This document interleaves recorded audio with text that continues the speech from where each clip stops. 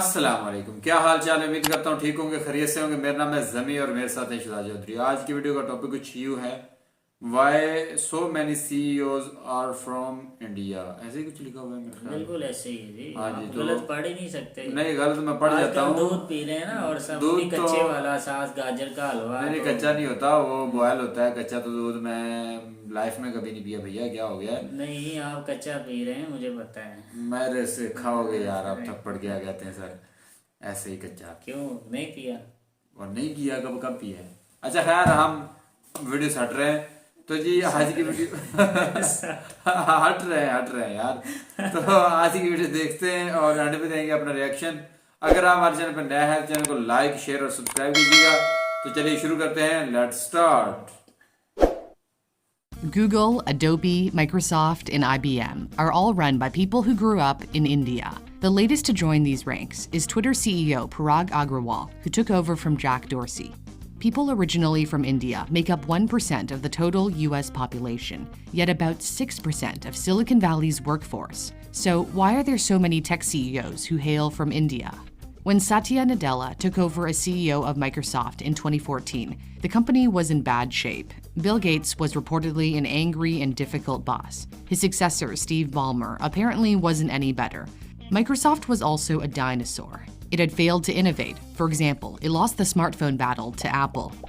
Along comes Nadella, an engineer who rose through the ranks of Microsoft to become the CEO. Nadella changed the culture of the company. He made it clear anger and yelling weren't welcome. He also sought to make Microsoft relevant. We now need to make Microsoft thrive in a mobile-first and a cloud-first world. Under his direction, Microsoft moved its software to non-Windows devices and expanded its cloud business, Azure. That innovative spirit of problem solving was bred in his native country. India is home to nearly 1.4 billion people. It's the second most populous country on Earth after China, and is expected to overtake China as the most populous country in a few years. Although India has made remarkable progress, poverty is still a major challenge. Nearly a quarter of the population lives below the poverty line of $1.90 a day, according to the United Nations Development Program. They face corruption, poor infrastructure, and limited opportunities. So they learn to be resilient, adapt, and overcome endless obstacles. This leads them to be problem solvers, a key asset in any corporation. Sundar Pichai has had to solve many problems after taking over at the helm of Google in 2015, at a time when big tech is being scrutinized over the power they hold. He became the archetype of a kinder, calmer, gentler leader in tech. Pichai earned an engineering degree at one of the Indian Institutes of Technology. The IITs are kind of like the Indian equivalent of MIT, with an even lower acceptance rate, reportedly of 1 or 2%. After Pichai graduated, his ticket to America came in the form of a master's at Stanford. Going to a top grad school in the States is how many Indians land up in the land of opportunity. They appear to follow this well-trodden path. They did their undergrad at a great school in India, got a master's in the US, where they studied STEM, science, technology, engineering, and mathematics. More than half of all international students in America pursued a STEM degree in the past academic year. American immigration favors people with specialized skills. After Pichai graduated, he went on an H-1B visa to work at consulting firm McKinsey. The H-1B allows American companies to employ foreign workers, many of whom are in IT-related fields. The US government awarded nearly 75% of these visas to Indians in 2020. In comparison, China trailed far behind in second, at 12%. The fact that so many Indians can speak English is a tremendous advantage in the West, and they're comfortable with American business culture, possibly because it mirrors the thriving IT industry back home in Bangalore, Chennai, and Hyderabad. They're also more likely to want to work overseas. 80% of Chinese international students return to China after graduating, according to China's Ministry of Education. Chinese entrepreneurs prefer starting their own companies at home. Alibaba is known as the Amazon of China. Tencent owns the messaging app WeChat, used by 1.2 billion people. Huawei is one of the giants of the tech industry. China's transition from a manufacturing hub to a tech hotbed has largely been driven by government policy. In the late 70s, Chinese leader Deng Xiaoping encouraged foreign businesses to set up offices in China, which fostered a startup environment. On the other hand, India has a problem of too much talent leaving the country for good. It has the highest number of migrants living abroad at 17.5 million, according to the UN. And more Indians gave up their passports to become naturalized American citizens in 2020 than the Chinese, continuing the trend from past years. However, the brain drain from India may be starting to recede. An increasing number of homegrown Indian startups are becoming unicorns, meaning the companies are valued at 1 billion or more. The data platform Traction tells Newsthink India created 47 unicorns in 2021, a significant jump from the 17 in 2020, and even less in years past. The tech ecosystem is being bolstered by powerful investment firms such as SoftBank that have been pumping money into Indian startups. But in order to entice more people to remain in their native country, salaries will have to catch up with those in the West. The average American tech worker earns around $98,000 a year, according to the online recruiting platform Dice. Tech salaries in India vary greatly, but the job site Indeed pegs the median salary at $20,000 US, going up to as much as $33,000, which makes them some of the top earners in their country, but still, far less than what they'd make in the States. As salaries grow along with India's startup boom, this could have implications for the number of exceptional individuals desiring to move abroad.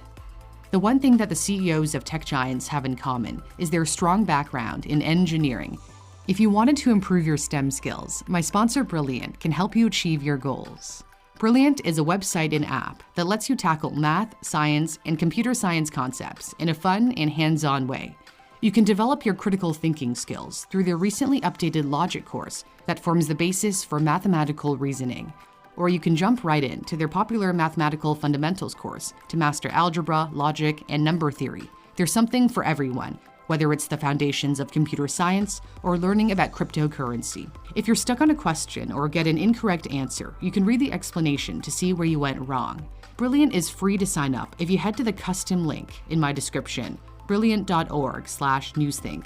And the first 200 of you to sign up with my link will receive 20% off Brilliant's annual premium subscription, which unlocks all of the courses. Thanks for watching. For Newsthink, I'm Cindy Palm. हाँ, ये तो video जो है वो ख़त्म हो चुका है। इसमें उन्होंने ऑलमोस्ट जो है वो सारी रीज़न बता दी कि कैसे जो है वो इंडियन लोग जो है वो सीईओ बने और अपनी मेहनत के बलबूते पे, और उसके अलावा उन्होंने कौन कौन सी चेंजिंग जो है वो की कंपनीज के लिए, जैसे कि माइक्रोसॉफ्ट के बारे में ख़ास तौर पे जिक्र हुआ कि वो मतलब स्लो चल रही थी, धीरे धीरे चल रही थी। तो जो इंडियन भाई हैं उन्होंने जाके वहाँ पे उनका टेस्ट चेंज किया और चीज़ों को अच्छे से समझ गए। अब देखें, जो लीडर होता है ना, लीडर की जो क्वालिटीज़ होती हैं वो हमेशा हर बंदे में मौजूद होती हैं। हर बंदा, यहाँ पे मैं ये कहूँगा कि हर बंदे के अंदर एक लीडर होता है, लेकिन वो अपनी क्वालिटीज़ जो है वो लोग जो है वो ज़्यादातर लोग जो है वो पहचान नहीं पाते और इसीलिए जो है वो दूसरों से कुछ पीछे रह जाते हैं। लेकिन जब वो अपने अंदर की वो क्वालिटीज़ जो है वो खुद से, अब कुछ क्वालिटीज़ ऐसी होती हैं जो किसी के बताने से समझ में आती हैं कि यार अच्छा ये भी समझ में, जब जैसा कि कुछ दोस्त बताते हैं कि यार आप ये कर सकते हो, आप ये वो कर सकते हो, या इस तरह का काम, तो फिर बंदा फिर भी नहीं कर पाता। लेकिन कुछ मुखलिस दोस्त होते हैं जो बहुत ज़्यादा इनकरेज करते हैं कि भाई करो करो करो, क्यों नहीं कर रहे, तो फिर जाकर बंदा शुरू करता है। और जब शुरू करता है तो फिर उसमें थोड़ी थोड़ी स्लोली सक्सेस आना शुरू होती है और फिर बंदे को महसूस होता है कि यार हाँ, ये मेरे अंदर तो ये चीज़ थी, लेकिन मुझे आज तक पता क्यों नहीं चला, मैं तो मतलब खुद आज तक सोया रहा। तो ये ऐसे होता है। लेकिन जब आप अपने अंदर खुद वो कैपेसिटी जो आपके अंदर है वो उसको जानना शुरू कर देते हैं बचपन से, तो फिर आपके लिए वो क्या कहते हैं, गरीबी कुछ मायने नहीं रखती। आप अपने दिमाग के बलबूते पे ज़मीन से उठ के आसमान तक पहुंच सकते हैं, आप हर वो काम कर सकते हैं। इवन के वही बात है ना कि जो बंदा अपने खुद के साथ मुखलस हो जाता है, अच्छी स्टडी करता है, अच्छे मार्क्स लेके आता है, तो उसके लिए जो फ़ी वाला सिस्टम है या मसला है कि जी अरेंज नहीं हो रहा, अच्छे कॉलेज में जाना, अच्छा एडमिशन लेना, वो भी मसला नहीं रहता, क्योंकि उसको पता होता है कि मैंने किसी न किसी तरीके से जो है एग्ज़ाम में अच्छे कारकर्दगी दिखा के टॉप लोगों की लिस्ट में आ जाना है। और जब बंदा टॉप लोगों की लिस्ट में आ जाता है तो उसके लिए काफ़ी सारी आसानियाँ पैदा हो जाती हैं। फिर इसी तरह स्टेज दर स्टेज वो जैसे जैसे टॉप करता जाता है, तो मेरा ख्याल है अगर वो चाहे अपनी मास्टर डिग्री करना बाहर तो स्कॉलरशिप वगैरह और ये चीज़ें जो है वो उसे मिल जाती हैं, फैसिलिटीज़ और भी मिल जाती हैं।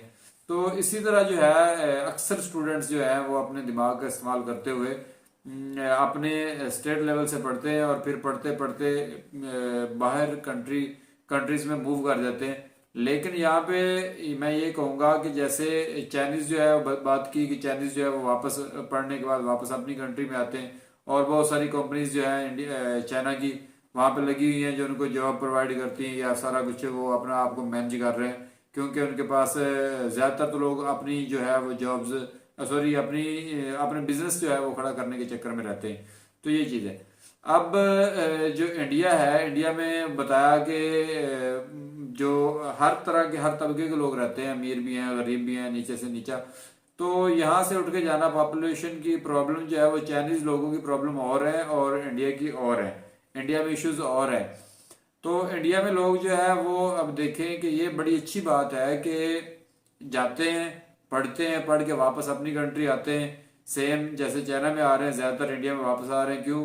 डेवलपमेंट हो रही है, यूनिकॉर्न्स कंपनीज बन रही हैं और सारा कुछ एतबार बढ़ रहा है, उन स्टूडेंट्स का भी एतबार बढ़ रहा है अपनी कंट्री पे कि हमारी कंट्री में इतना सारा कुछ हो रहा है। और उसके अलावा जो सैलरी पैकेज होता है, ये बात तो जाहिर सी बात है, ये बंदे को अट्रैक्ट करती है कि यार बाहर भी धक्के खाने हैं, मतलब बाहर रहना है तो इतने पैसे मिलेंगे, इससे थोड़े कम है। चलो बराबर, मैं ये नहीं कहता कि कम, इंडिया में रह के भी। लास्ट टाइम एक भाई से बात हुई तो वो बता रहे थे कि उसके किसी कजन की डॉक्टर साहब से बात हो रही थी मेरी, तो वो बता रहे थे कि उसके कजन की किसी जॉब हुई है गूगल में, तो 1 करोड़ और पता नहीं कितने लाख रुपए पर मंथ के जो है ना उसको मिलेंगे, पर मंथ के यार। तो मैंने सुना कि 1 करोड़ और इतने कुछ लाख थे, तो मैंने कहा यार पर मंथ कहते हैं, हाँ भाई पर मंथ। मैंने कहा यार यकीन नहीं होता। कहता भाई यहाँ पे ये सीन है। तो वो भी इंडियन जो है इंस्टीट्यूट IIT का स्टूडेंट था और आज जो है वो सारा कुछ कर रहा है। तो ये चीज़ें हैं।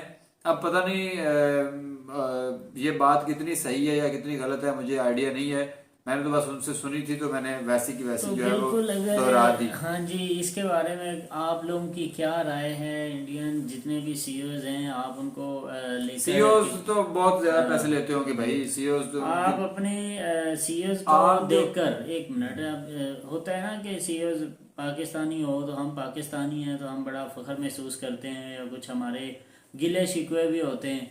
तो आप इस कैसे, आपकी मतलब सोच कैसी है इन CEOs को लेकर? आप कुछ इनके मतलब क्या कहना चाहते हैं? आपके नज़दीक ये अच्छे हैं या इन्हें और मेहनत करनी चाहिए, या फिर इन्होंने इंडिया को फ़ायदे दिए हैं, इंडिया के साथ साथ पूरी दुनिया को दे रहे हैं?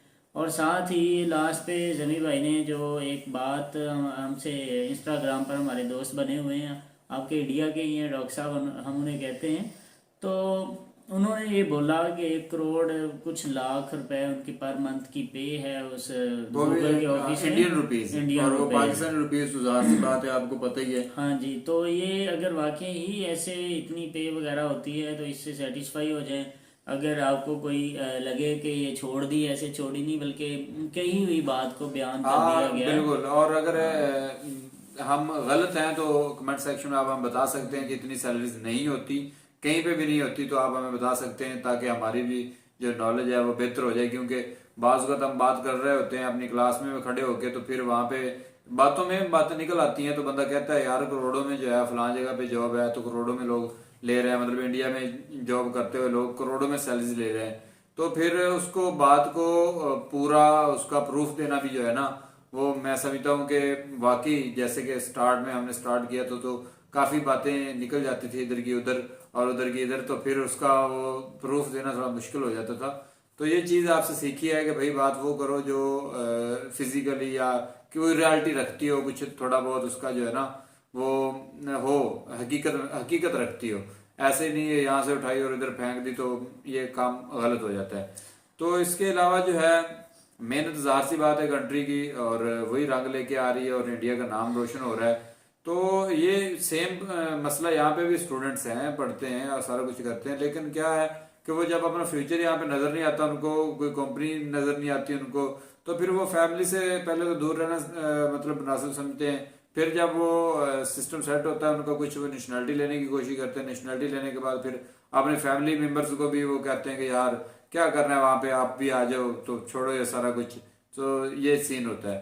तो वो वहाँ पे जाकर सेटल हो जाते हैं। फिर कौन क्या जाने कौन पाकिस्तान किधर का पाकिस्तान, कभी आए घूमे फिरे कम पैसों में, मतलब ज्यादा उधर से पैसे लेके आए, इधर ज्यादा बन गए तो मौजें शौजें की और ठीक है जी एंजॉयमेंट के लिए छुट्टी। और बरादरी रिश्तेदार जितने भी होते हैं वो इज्जत करते हैं, रिस्पेक्ट करते हैं, जी हमारा फलां आ रहा है, हमारा फलां आ रहा है। तो ये चीज़ होती है। और इसमें एक और चीज़ है कि जो लोग तरक्की करके इंडिया के वहाँ पे इतना मतलब जाके फिर वापस इंडिया के लिए आते हैं, तो भाई वो अपने देश के लिए आते हैं, अपने मुल्क का नाम जो है वो रोशन करने के लिए आते हैं, और वो कहीं ना कहीं किसी न किसी मकाम पे फायदा पहुंचा रहे होते हैं। लेकिन जो लोग बिल्कुल ही वो क्या कहते हैं कि बैग करके अपनी वो कंड करके, पंजाबी का लफ्ज है, चले जाते हैं, तो फिर जो है वो उनके लिए सिर्फ अपना मुल्क जो है वो एंजॉयमेंट रह जाता है, और इसके अलावा उसको उनको कुछ नहीं पड़ी होती कि यार हमारे जो रिलेटिव हैं या कोई आसपास का या दोस्त है तो वो उसका कुछ भला हो जाए या वगैरह वगैरह, इसका कोई सीन नहीं रहता। तो जी बड़ी बात है कि एक क्या कहते हैं कि पढ़ने का और आगे बढ़ने का जो रुझान इंडिया में है वो हमारे यहाँ पे भी होना चाहिए, और हर जगह पे मैं तो कहता हूँ कि होना चाहिए। तो इससे क्या होगा कि इससे पूरा जो ये माशरा है वो तरक्की करेगा, और जाहिर सी बात है जब तरक्की करेंगे तो दूसरे देखने वालों को भी खुशी होती है यार कि हमारे पड़ोस में ये हो रहा है तो और हम कहाँ पे बैठे हुए हैं। तो सर अगर ये बात ऐसे ही है। हमारी बातें आपको कैसी लगती हैं कमेंट सेक्शन में बताते रहिएगा। मिलेंगे किसी दूसरे टॉपिक वाली वीडियो में, तब तक के लिए अपना रखिए ख्याल। अल्लाह हाफिज। अल्लाह हाफिज।